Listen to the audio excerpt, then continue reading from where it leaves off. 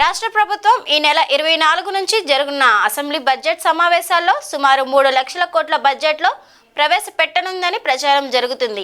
అయితే ఈ బడ్జెట్ అప్పులపై ఆధారపడి బడ్జెట్ కాకూడదని సిపిఐ రాష్ట్ర కార్యదర్శి రామకృష్ణ అన్నారు. గుంటూరు మల్లయ్యలింగ భవన్లో శనివారం ఏర్పాటు చేసిన విలేకరుల సమావేశంలో ఆయన మాట్లాడుతూ, సహజంగా బడ్జెట్ ప్రవేశపెట్టే ముందు రాష్ట్రానికి వచ్చే ఆదాయం ఎంత, కేంద్రం నుంచి వచ్చే నిధులు ఎంత, వివిధ పద్ధతుల రూపంలో వచ్చే ఆదాయం ఎంత, రుణాలు తదితర అంశాలు పరిగణలోకి తీసుకుంటారని తెలిపారు. భారీ బడ్జెట్ను ప్రవేశపెట్టాలనే ఉద్దేశంతో ప్రభుత్వం ఉందని, అసలు రాష్ట్రానికి అంత ఆదాయం వస్తుందా అనే విషయాన్ని ఆలోచన చేయవలసిన అవసరం ఉందని అన్నారు. ఏ ఒక్క ప్రాజెక్ట్ కింద అంజనీబా కింద కానీ, గాలేరు నగర్ ప్రాజెక్ట్ కింద కానీ, వెలుగొండ ప్రాజెక్ట్ కింద కానీ ఒక్క ఆయకట్టు, ఒక్క ఎకరా ఆయకట్టు డెవలప్ చేశారా? మీరు చేయలేకపోయారు. వెలుగొండ ప్రాజెక్టు అయితే కనీసం వాళ్ళకి ఇప్పటివరకు సొరంగం కూడా పూర్తి చేయలేకపోయారు. కాబట్టి ఏమంటే ఇవాళ దశాబ్దాలు గడుస్తున్నా సరే ప్రాజెక్టుల కోసం రైతులు ఎదురు చూస్తూ ఉన్నారు తప్ప మీరు వాటిని కంప్లీట్ చేయలేకపోయారు. కాబట్టి నేను ముఖ్యమంత్రి గారిని కోరుతా ఉన్నాను, ఇవాళ వెలుగొండ ప్రాజెక్టుకు సంబంధించిన ఆ ప్రాంత వాసులు కనీసం ఈ బడ్జెట్లో 2,000 కోట్ల రూపాయలు కేటాయించాలని న్యాయంగా డిమాండ్ చేస్తూ ఉన్నారు. అదేవిధంగా అంద్రినీవా ప్రాజెక్టు, గాలేరు నగర్ ప్రాజెక్టు అక్కడ ఆయకట్ డెవలప్ చేయాల్సిన అవసరం ఉంది. అక్కడ కాలు వెడల్పు చేయాల్సిన అవసరం ఉంది. వాటన్నిటికీ నిధులు కేటాయించాలని చెప్పి మేము ప్రభుత్వాన్ని కోరుతా ఉన్నాం. అదేవిధంగా ఉత్తరాంధ్రలో వంశధార, నాగావళి ప్రాజెక్టులు ఏవైతే ఉన్నాయో అవి ఆ ప్రాజెక్టుల గురించి చర్చ కూడా సక్రమంగా చేయడం. ఈ బడ్జెట్లోనైనా సరే పూర్తి స్థాయిలో దానికి నిధులు కేటాయించాలి. అదేవిధంగా పోలవరం ప్రాజెక్టు ఇవాళ కేంద్ర రాష్ట్ర ప్రభుత్వాలు ప్రాధాన్యత రంగంలో తీసుకున్నాయి కాబట్టి ఆ ప్రాజెక్టు కింద నిర్వాసితుల సమస్యలు కూడా పరిష్కారం చేయడానికి పూనుకోవాలని చెప్పి కూడా కోరుతా ఉన్నాం. ఇరిగేషన్ ప్రాజెక్టులతో పాటు ముఖ్యమంత్రి గారు ఖచ్చితంగా సూపర్ 6 హామీలు అమలు చేయడానికి కూడా ఈ బడ్జెట్లో నిధులు కేటాయించాలని కోరుతాం. ఎందుకంటే సూపర్ 6 హామీలు ప్రజలు ఆల్రెడీ ఎదురు చూస్తూ ఉన్నారు. ఎందుకంటే ప్రభుత్వం వచ్చి 9 మాసాలైనా సరే ఇంతవరకు అవి చేయలేదనే దాంతో ఇవాళ ప్రజలందరూ కూడా ఎదురు చూస్తూ ఉన్నారు. కాబట్టి గవర్నమెంట్ పూర్తి స్థాయిలో దాన్ని కేంద్రీకరణ చేయాలి. వీటితో పాటు ఇవాళ రాష్ట్ర రైతాంగం ఆందోళన చెందుతున్నటువంటి గిట్టుబాటు ధరల విషయంలో, కనీస మద్దతు ధరల విషయంలో ప్రభుత్వం దృష్టి సారించాలి. ప్రభుత్వం ఒట్టి మాటలతో, వారు ఒట్టి వాగ్దానాలతో కాలయాపన చేయడం కాకుండా ఖచ్చితంగా పంటల స్థిరీకరణ నిధి బడ్జెట్లో ప్రవేశపెట్టాలి. వాళ్ళ 3 లక్షల కోట్ల రూపాయల బడ్జెట్ అంటూ ఉన్నారు. కనీసం 1% మీరు కేటాయించిన 3,000 కోట్ల రూపాయలు ఉంటుంది అందులో మీరు. కాబట్టి కనీసం రైతులను దృష్టిలో ఉంచుకొని, ఎందుకంటే రైతులకు ఇస్తామని 20,000 రూపాయలు కూడా ఇంతవరకు ఇవ్వలే.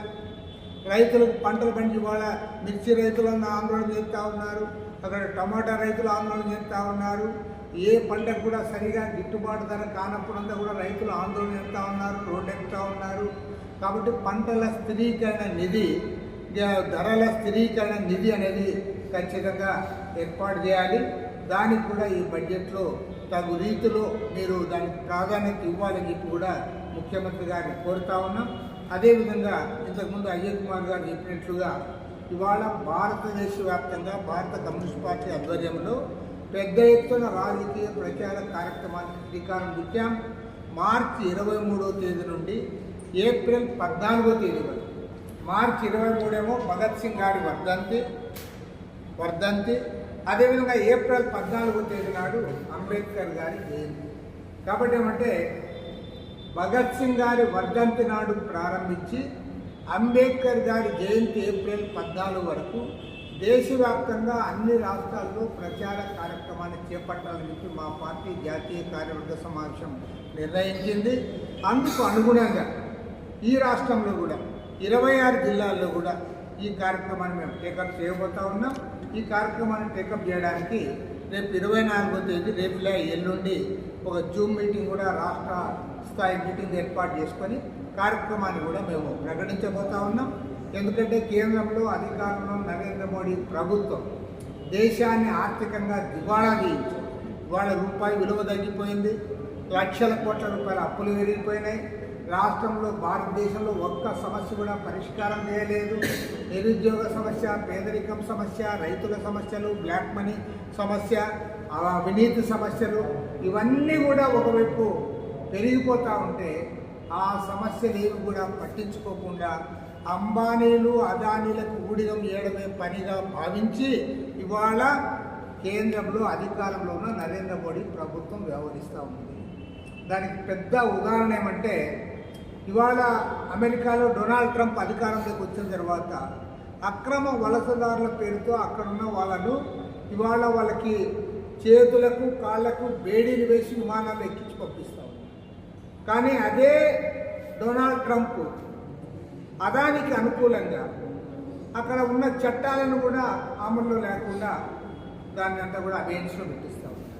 కాబట్టి ఏమంటే ఇవాళ నరేంద్ర మోడీ ప్రభుత్వం అంబానీలకు అదానీలకు సేవ చేయడంలో నిమగ్నమై సాధారణ ప్రజల సమస్యలేవి కూడా పరిష్కారం చేయనందువల్ల ఈ ప్రభుత్వ కార్పొరేట్ అనుకూల వైఖరిని నిరసిస్తూ మతోన్మాద జాడ్యాన్ని నిరసిస్తూ దేశవ్యాప్తంగా మార్చి 23 నుండి ఏప్రిల్ 14 వరకు కూడా భారీ ఎత్తున ప్రచార కార్యక్రమాన్ని చేపట్టాం.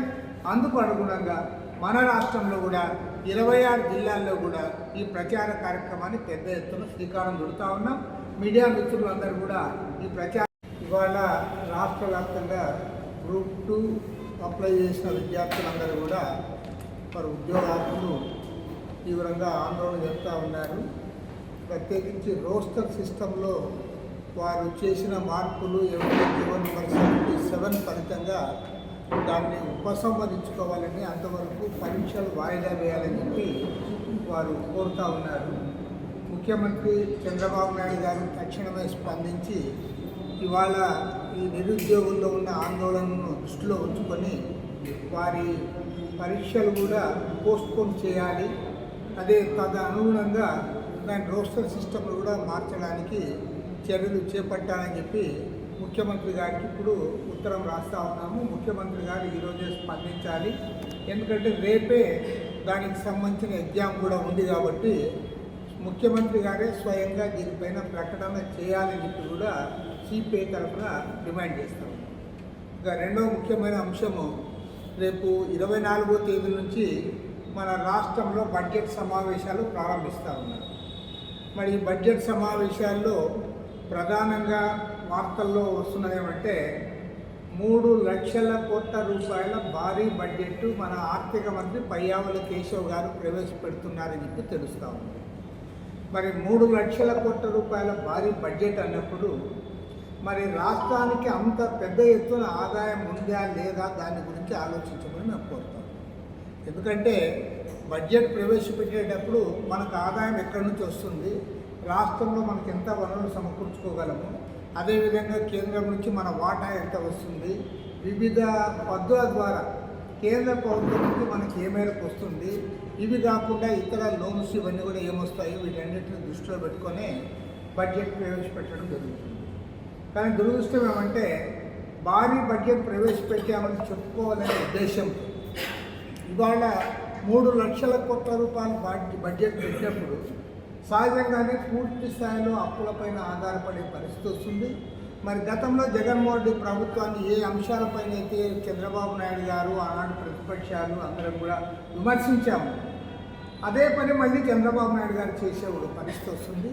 దీన్ని తీవ్రంగా తప్పుపడతా ఉన్నాము. కాబట్టి మేము ముఖ్యమంత్రి, అదేవిధంగా ఆర్థిక మంత్రి, అదేవిధంగా దానికి సంబంధిత అధికారులు కూడా 1కి 4 సార్లు ఆలోచించి బడ్జెట్ ప్రవేశపెట్టాలని కోరుతా ఉన్నాం. రెండవది ఏమంటే గత 5 ఏళ్ల కాలంలో జగన్మోహన్ రెడ్డి ప్రభుత్వం అధికారంలో ఉన్నప్పుడు ఇరిగేషన్ ప్రాజెక్టుల నిర్మాణం పట్ల ఒక రకంగా చెప్పాలంటే శీతకన్ను వేశారు, నిర్లక్ష్యం చేశారు, నిధులు కేటాయించడంలో ఏమాత్రం కూడా శ్రద్ధ చూపలేదు. ఆ కేటాయించిన నిధులు కూడా సక్రమంగా ఖర్చు పెట్టలేకపోయారు. కాబట్టి ఈసారి మేము ప్రభుత్వాన్ని కోరుతున్నది ఏమంటే ఖచ్చితంగా బడ్జెట్లో 10% ఇరిగేషన్ రంగానికి కేటాయించాలని ప్రభుత్వాన్ని కోరుతాం. అంటే దాదాపు 30,000 కోట్ల రూపాయల బడ్జెట్ ఈరోజు ఇరిగేషన్ ప్రాజెక్టులు కేటాయించడం ద్వారా అటు రాయలసీమలో ఉన్న ప్రాజెక్టులు, ఉత్తరాంధ్ర ప్రాజెక్టులు, అదేవిధంగా మిగతా ప్రాంతాల్లో ఏవైతే వెనుకబడిన ప్రాంతాల్లో ఉన్న ప్రాజెక్టులు దాన్ని చేయాలి. ఎందుకంటే ఇరిగేషన్ ప్రాజెక్టుల పేరు మీదుగా సంవత్సరాలు కాలం గడిచిపోతూ ఉంది తప్ప దానికి ప్రాధాన్యత ఇవ్వడం. దానికి పెద్ద ఉదాహరణ ఏమంటే ఇవాళ ఎన్టీ రామారావు గారు ముఖ్యమంత్రిగా ఉన్నప్పుడు 1989లో హంద్రీనేవా ప్రాజెక్టు, గాలేరు నగర్ ప్రాజెక్టు, ప్రకాశం జిల్లాలో వెలుగొండ ప్రాజెక్టులు ఆయన ప్రకటించారు.